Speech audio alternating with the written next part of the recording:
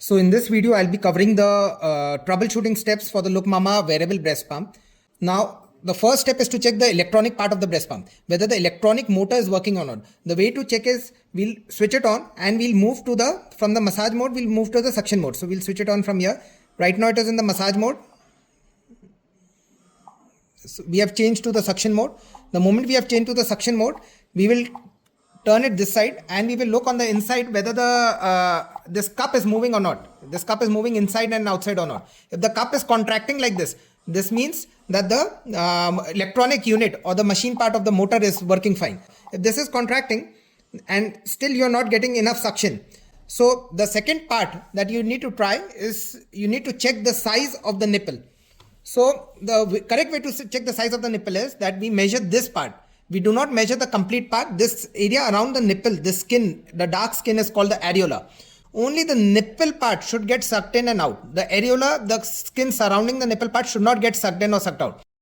So we have given this nipple chart. In this nipple chart, you can see there's 15 mm, 17 mm, 19 mm, 22 mm and 26 mm.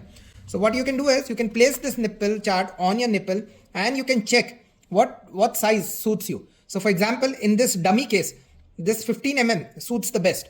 In this, what is happening is the nipple is coming out properly and too much of the areola skin is not coming inside the nipple measurement. So for example, in 17 mm it is slightly bigger.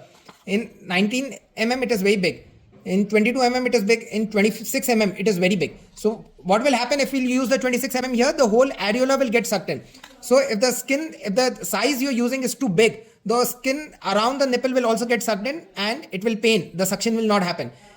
If you are using a very tight fit, the nipples will get sore because only the nipples will get pulled in and so there's a chance of nipple getting sore. So the second way is to do it is take a scale and only measure this part, the nipple part. Do not measure the complete areola part, only measure the nipple part. Whatever reading you get, you add 2 mm here, 2 mm here, and that will be your flange size. So this, as you can see, this is the 26 mm. Here it is written 26 mm. So this is the standard size. This is the biggest nipple size. This is the 26 mm. According to your nipple size, for example, if for example it is 17 mm. So you will take the 17 mm flange and you will insert the 17 mm flange. So all these flanges, they have the size written on them. So here it is written 15 mm. In this it is written 15 mm. And in this it is written 17 mm. So you can read the flange size here. Now, what we'll do is we'll convert the 26 mm into 17 mm is we simply put this flange here and then we press it inside. So now this has got converted from a 26 mm flange to a 17 mm flange. So you do not put this flange directly here. We do not put this flange directly here. This is not the correct way. We have to use the shield. We'll use the shield first, 26 mm, and in this we will insert the flange. So now it has become 17 mm. So you need to select the correct size of the nipple.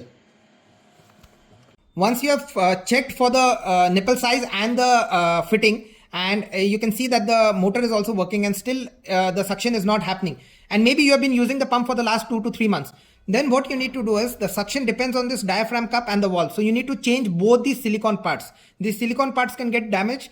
There can be normal wear and tear when we clean them or when we wash them. So after some time you need to change both of these. Now we already provide one set of extra cup and valve. So what you need to do is you need to take out this extra cup and valve and you need to remove this old valve. You need to take out the linker like this. You need to remove this old diaphragm cup. How you will replace the new diaphragm cup? You will have to place the new diaphragm cup here. Ensure that the rim is closed properly. You tap the ring with your fingers. Ensure that this is closed properly. Then here you have to place the valve. Ensure that you tap the valve properly and there's no gap. So once this is fitting properly, yes, so now this is ready to be fit, and then you take this and then you fit it here. So once you will replace both of these silicone items, at that time the suction should improve, and you can order these silicone parts from us if you need them more in future. So what you need to do is when you're using it in the hands-free mode, you'll be putting it inside your clothes. You need to, and if the suction is not happening, you need to take your hand like this and you need to press this pump against your breast properly and then check whether the suction improves or not. So if the suction is improving when you're holding it with the hand against the breast and when you're leaving it, it is not working, then we can identify that the issue is only with the fitting. And how we can improve the fitting? We can improve the fitting using this brass strap. So we'll be sharing a video of how you can fix this strap and you can ensure that the pump is close enough to the breast, there is not even a slight air gap anywhere. So there should not be any air gap between the breast and the this suction area. So the suction will only happen when this fit is proper and there is no air gap in between. So I'll demonstrate what will happen when there's an air gap. So for example, so the right now when nothing is placed on the pump, the valve will not contract. It will remain in the same position. Now when we place the breast against the pump, now you can see that this is contracting, right? The valve is contracting, and because of these contractions, the milk will go in the container. So when the breasts are placed properly against the pump, that time the suction will happen. Even if there's a slight air gap, now I put the air gap, now you can see that there's no contractions happening. See, slight air gap also, the contractions will not happen. So you may be thinking that it is placed inside your clothes, but the suction is not happening because there's a slight air gap here. So the air gap should not be there. This whole nipple should go inside this part properly. Only when the nipple will go properly and there's no air gap, only at that time the suction will happen. Otherwise the suction will not happen.